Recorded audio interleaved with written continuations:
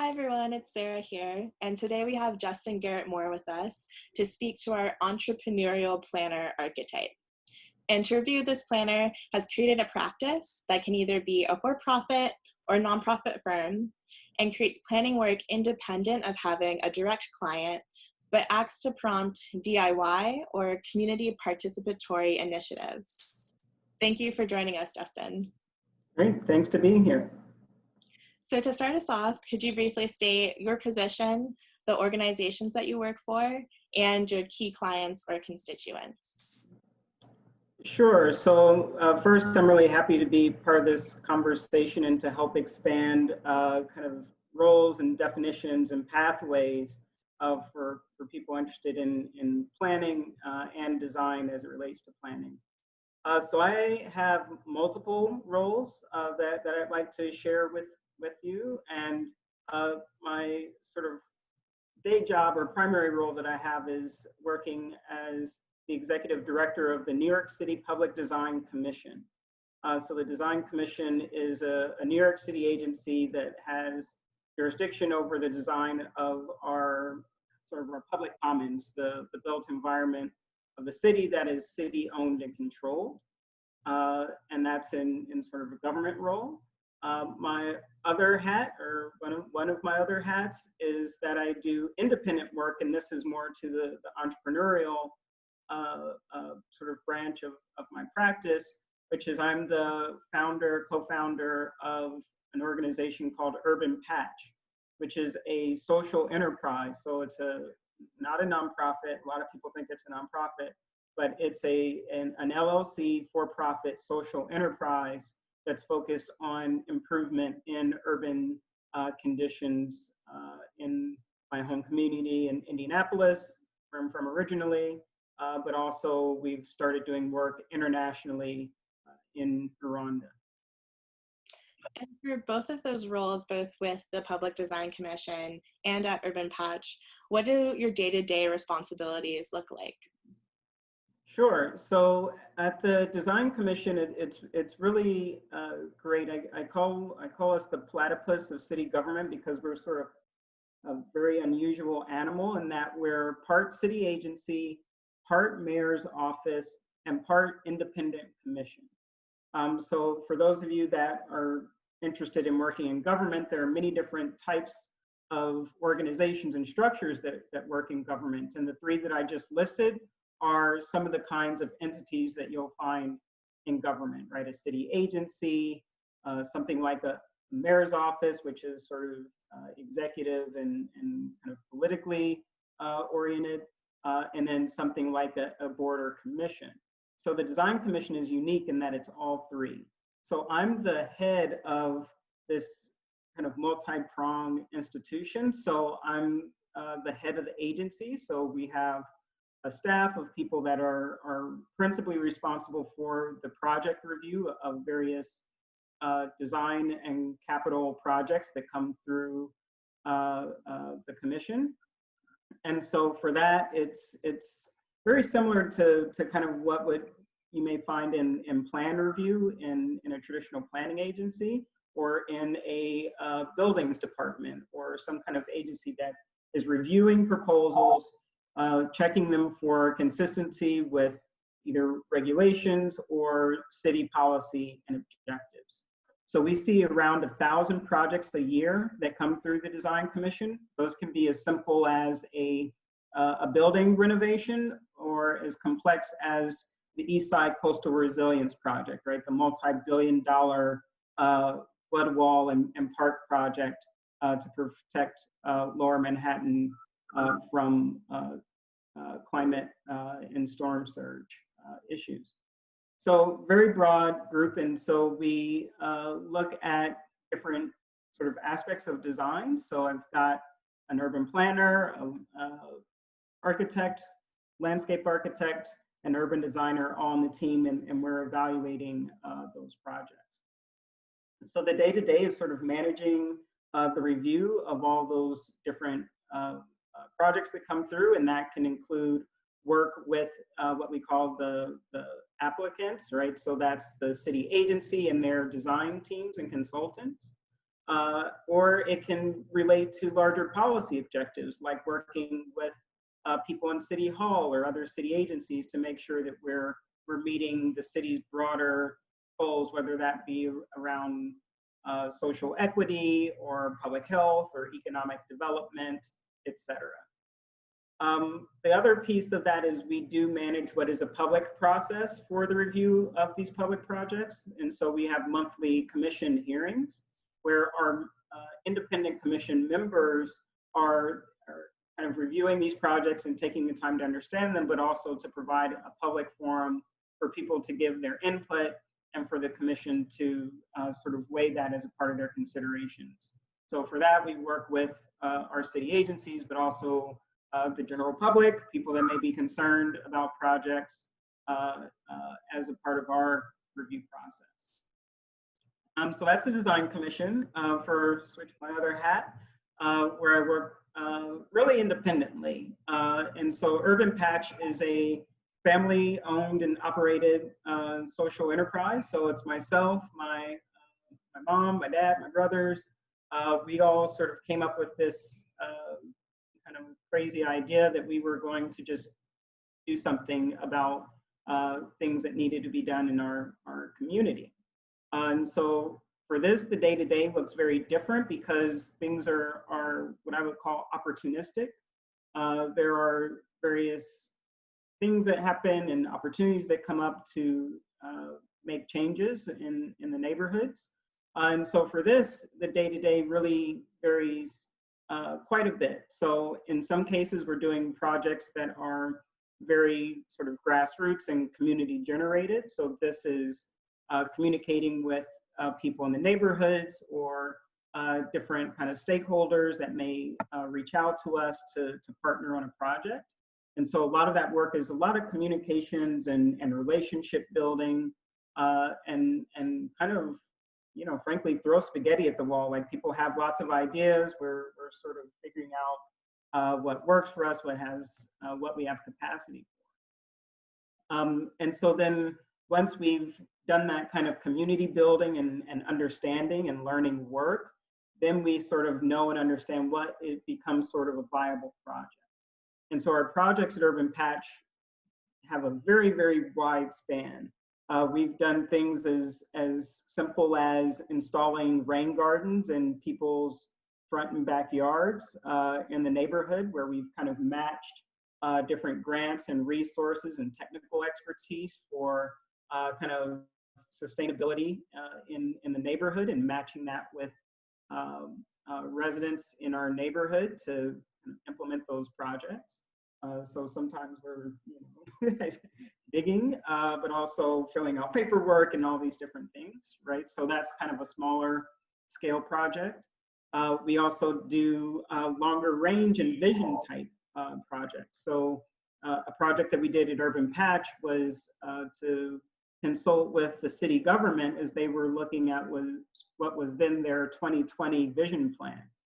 And so this was generating ideas for how various planning and design considerations for how the city was going to change kind of going forward were rooted in ideas and kind of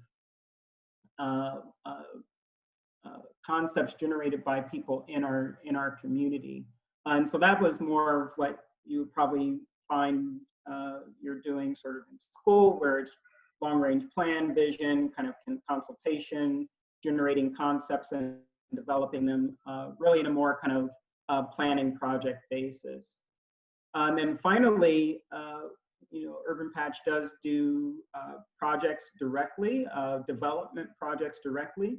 So this has included things like housing rehabilitation projects in Indianapolis. So this is finding vacant land or vacant buildings and doing the pro formas and development models to see how we get a viable project that accomplishes things like keeping rents affordable, right? So not just fixing up the homes and then having to charge very high rents, but finding properties and doing the improvements in ways that we can ensure that we're addressing issues like gentrification and affordability and quality housing in our neighborhood. through to our latest work, which is in Kigali, Rwanda, and that's where we're doing full-scale urban development. So everything from conversations with city governments and policymakers about zoning and housing policies, through to working as a designer, developer, planner, real estate developer, builder, everything in a project. And so we've recently completed the construction of an 8-unit mixed income housing development in Kibagabaga in Kigali. And so that's where we've done all sorts of things day to day, from looking at construction specifications through to dealing with lawsuits from angry neighbors that don't want affordable housing in their neighborhood, to you name it. So sorry it was long, but the day-to-day looks like so many different things, which honestly, that's what makes it interesting. It'd be boring if you're doing the same thing all the time. Exactly. Yeah, it does sound like there's so many different aspects that you're jumping into, whether it is touching on some of these legal aspects of getting a development off the ground, the more traditional urban design of that property, and even touching to community and stakeholder engagement. So both for Urban Patch, but also for the Public Design Commission, when you're trying to tackle these larger strategic visions of what you want to work on and what you want to do, what are the factors that come to mind as you're answering some of these questions? Yeah, really, really great question. And I'll start with Urban Patch because it's more kind of mission directed, I would say, because it's something that myself and my family and my partner that's involved in it, we're able to operate from a position of purpose. And by that I mean that, you know, we don't have to take on or do any work that we don't believe in, right? And so it's a very different mode of operating, frankly, when we're doing work with Urban Patch, because, you know, we're able to sort of test things out and sort of explore. And so we're able to center, you know, different objectives that we have. So our mission with Urban Patch is very simple, which is just to make the city better in some form, right? It's very, very simple. How do you make the city better? And you can do that in a lot of different ways. And there are a lot of kind of balancing of considerations that happen in that process. But I would say that one of the driving sort of metrics and objectives that we've been using is to look at the United Nations Sustainable Development Goals. So for those of you that aren't familiar, the United Nations about 5 years ago put out these sort of 17 really large, ambitious goals, everything from addressing poverty through to working in partnerships to accomplish goals, to things like innovation and technology. And goal 11, which is sustainable cities and communities, is one of the more detailed goals. And so we look to and refer to that kind of to keep kind of a big picture for what it means to make a city better, to make a community better. But then we also look to and work on things that motivate our work personally and directly. You know, I'm obviously an African-American Black designer, Black architect, Black planner. And so the how and why I'm in this field and engaged in this field does have to do with addressing some of the social, economic, and environmental issues that have impacted Black and Brown communities. And, you know, kind of knowing and having that base of understanding for where there has been injustice and when there has been harm, that we can direct our work to sort of directly address that. So Urban Patch has this sort of broad mission, make the city better, but there are these sort of motivating factors and considerations that we always have in back of mind, that we're doing things to sort of kind of balance social inequality in our work. So that's why we do not just providing the affordable housing, but we make sure that as we're doing that, that public and open spaces in the community are simultaneously being improved, right? So that there's a more complete understanding of environment and what all is needed to make the city better, as opposed to we just need to keep the rents low, or we just need food access. But there's actually this whole kind of matrix of kind of network and sort of environment that we need to take more responsibility for. And then I would say that for my Public Design Commission role, I'm in city government directly.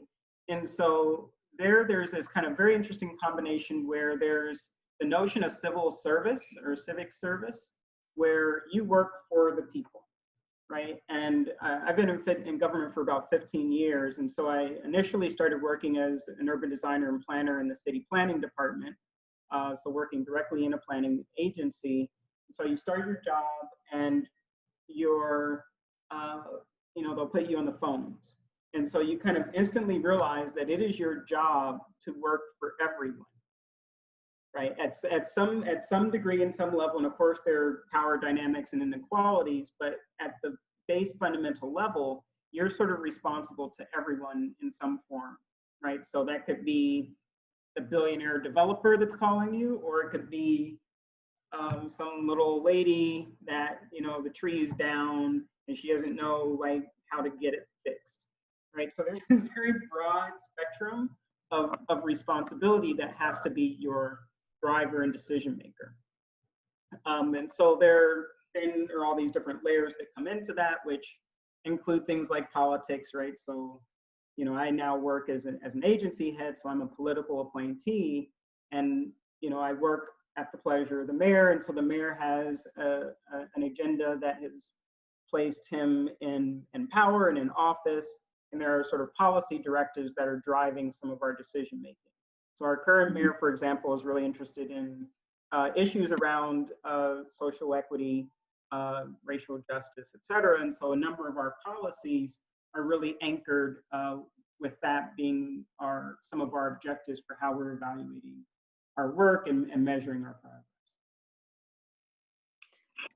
I find the kind of contrast almost between your work with Urban Patch and then the work at the Design Commission really interesting from kind of a skill component. And for our students who are interested in, being the head of their own mission-based firms and trying to tap into what would make them successful in those kinds of roles, what do you think are the technical and non-technical skills that would make someone successful in that kind of space, where you're balancing all these different responsibilities at once? Yeah, the number one is communication skills. And I say that because there are just so many different types of partners, stakeholders,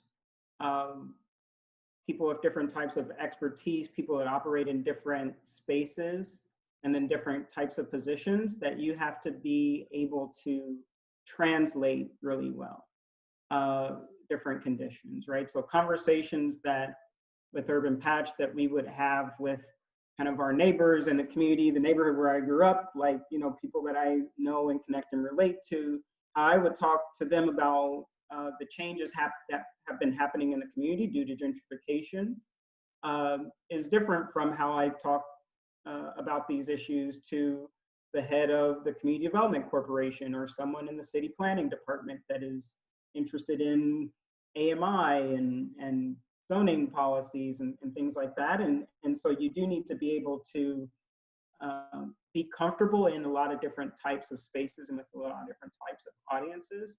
And for me at least, as a skill, but I think for most people, the way that you do that is through communication. And so even if you don't fit within a particular mode, if you're able to communicate effectively with different audiences, that you'll be able to do that. And so it's difficult because that's not typically understood to be a technical skill, but it really is. Definitely is a technical skill, and that includes, I'm naturally a shy person, and so it was actually work and something that I had to build and become more comfortable with, to walk into a room and be able to reach out and connect with people. And so that carries you throughout many different types of spaces. So when you're going, and Urban Patch started working in Rwanda, and you go there and you have a meeting in the Ministry of Infrastructure in a foreign government, literally a foreign government with high-level people, it takes skill to be comfortable going into that space, right? And so that's one. The second one that I think is really important is some combination of what I would call prospecting and pattern seeing. And so I mentioned before that Urban Patch tends to be very opportunistic. This actually also applies for work in a big bureaucracy, believe it or not. But there's a lot going on in the universe, right? There's just so many things going, and some things are just, they are the way they are, probably for a reason. But there are things that are sort of constantly shifting and changing, kind of little increments, whether those are just by nature of transformation, evolution, development, et cetera. And then there are kind of outside kind of factors, externalities or shocks that also kind of operate. And so an important skill is to be able to have that scan, and especially for planners, right? It's your job to see the big picture in some form, see the big picture and to see kind of ahead, and also to be able to see behind at the same time. And so the idea of pattern seeing is that there are all these different things happening, and a traditional discipline would focus on one thing and become very good at it, for example, right? Like my favorite is like all the resiliency planning, right? So it's like all of a sudden, like everyone's like a resiliency planner and climate change, and then you sort of have this expertise, or this what I would call false expertise that emerges from that, because you're becoming, an expert that deals with the problem, but you may not actually understand the complete picture in a way. I think Professor Griffin's Design Justice Index is really great at getting people out of that, right? Because there's this sort of broader framework and network to understand. And so if you're doing this sort of broader kind of approach of pattern seeing, you can be more effective in connecting the dots, finding resources, finding the right partnerships, frankly, doing the right thing at the right time, but also doing the work of building relationships. So pattern seeing happens, it's not just looking up at the stars and like, oh, there's Orion or whatever. It's that over time you start to become more familiar and are able to see more things, right? And so there may be a place that you connect with and you become interested in that place, but you're not yet understanding or acclimated enough to start to do work there in a certain way. But you would need to see that is a connection for you to start developing and doing that work and building that link, and then starting to then connect dots. Well, how can I sort of better resource this relationship, or how can I sort of do multiple things at once, frankly, so that you can be more opportunistic in kind of an entrepreneurial role. And that's frankly how the Rwanda work began. Was, I started doing almost like kind of pro bono consulting there with planning and government folks. But over time, I was learning all these different things and became more and more conscious that I had, resources and things that I could bring to do some work there. Great. Yeah, it's like almost seeing the landscape of what's available and seeing where you and your firm fit in that space. Exactly. And when you're doing that pattern seeing, right, but you see the points and the connections, but then you also, if you're doing it right, you're also seeing the gaps, right? Like what you're not good at, or what other people are doing quite well and should continue to do that. and there's sort of a lot of layers to that that can help you be a more effective practitioner, but also to sort of to keep learning and kind of understanding how things are changing. And I think, you know, the pandemic and the Black Lives Matter protests are this sort of big kind of mega issue that we're all sort of grappling with. And I think people are you know, understanding that who you were already connected to and have relationships with, for example, matters, right? Like I already had a sort of a relationship with Professor Griffin, and so this email comes and I say yes to you, right? There are a lot of people that I said no to because I'm like, who are you? You know, why do you care about this now? And so understanding that is this sort of long range of work that even young planners and people even still in school need to start doing that kind of work and kind of, I call it maintenance work, right? It's things that you sort of constantly do, or watering, if you want to use the gardening approach. Like you can plant the seed, you can harvest, but most of the work is watering and then just letting time pass. And so that's very different from what you're going to learn in school, which is here's a site, here's a program, here's a project, here's your skill, chop, chop, chop. But a lot of the world does not operate that way. Great. Well, thank you so much, Justin, for taking the time to share your expertise with our students. I think it really helps clarify where this entrepreneurial mindset fits in the larger scale that is planning. Sure, I'm really happy to do it. And, you know, I think all the students will have a really great opportunity to be exposed to different modes of practice that really challenge some of the more problematic ways that planning and design work happens. And so I'm happy just that you're creating a space and opportunity for this conversation. Great. Thank you again.